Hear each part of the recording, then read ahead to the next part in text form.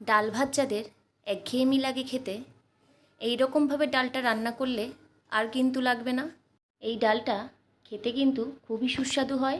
একটা আজকে ডালের রেসিপি করব, তার জন্য এখানে মুসুরির ডাল নিয়ে নিয়েছি। ডালটাকে প্রথমে খুব ভালো করে ধুয়ে নিয়ে এই সাদা জলটা ফেলে দিয়ে একটা ছাঁকনির মধ্যে নিয়ে ডালটাকে শুকনো করে নিতে হবে। অন্যদিকে একটা কড়াইয়ের মধ্যে একটু জল গরম বসিয়েছি। না, জলটা এখনই কোনো কাজে লাগবে না, জলটা গরম করে রেখে দিচ্ছি, পরে রান্নার কাজে লাগবে। কড়াইয়ের মধ্যে এবার সামান্য তেল দিয়ে তেলের মধ্যে জিরে, তেজপাতা, শুকনো লঙ্কা ফোড়নে দিলাম। ফোড়নটা একটু নাড়াচাড়া করে এর মধ্যে এবার পেঁয়াজ কুচি দেব। পেঁয়াজটাকে আগে থেকেই কুচি করে রেখেছিলাম। ভালো করে এবার পেঁয়াজটাকে একটু ভেজে নিতে হবে।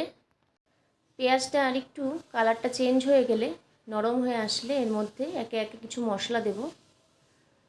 আদা বাটা দেব হাফ চামচ, লঙ্কা বাটা দেব, রসুন বাটা দেব,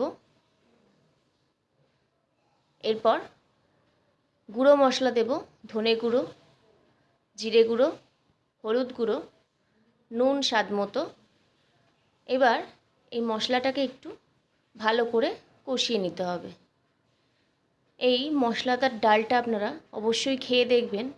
আমরা রোজকার যে ডাল খাই তার থেকে কিন্তু এর স্বাদ অনেকটাই আলাদা। মশলাটা একটু কষানো হয়ে গেলে এর মধ্যে আগে থেকে যে ডালটা ধুয়ে রেখেছিলাম সেই শুকনো করা ডালটাকে দিয়ে দেবো। ডালটাকে দিয়ে ভালো করে একটু মশলার সাথে নাড়াচাড়া করে নিয়ে যে জলটা গরম করে রেখেছিলাম জলটা দেব। এখানে 1.5 গ্লাস মতো জল আছে, জলটা দিলাম। এই জলের মধ্যে এবার ডালটা সেদ্ধ হয়ে যাবে। ভালো করে ডালটাকে সেদ্ধ করে নিতে হবে। ডালটা ভালো মতো সেদ্ধ হয়ে গেলে ঠিক এরকম, ডালটা কিন্তু খুব পাতলা হলে হবে না, ডালটাকে ঠিক এরকম একটু ঘন করেই করতে হবে। নামানোর আগে একটু ভাজা মশলা আর একটু চিনি দেব, আর একটু ভালো করে মিশিয়ে নিয়ে ডালটাকে এবার নামিয়ে নেব। ডাল কিন্তু রেডি।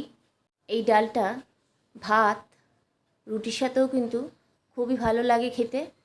অবশ্যই বাড়িতে এইভাবে ট্রাই করুন। কেমন লাগলো রেসিপিটি জানাবেন।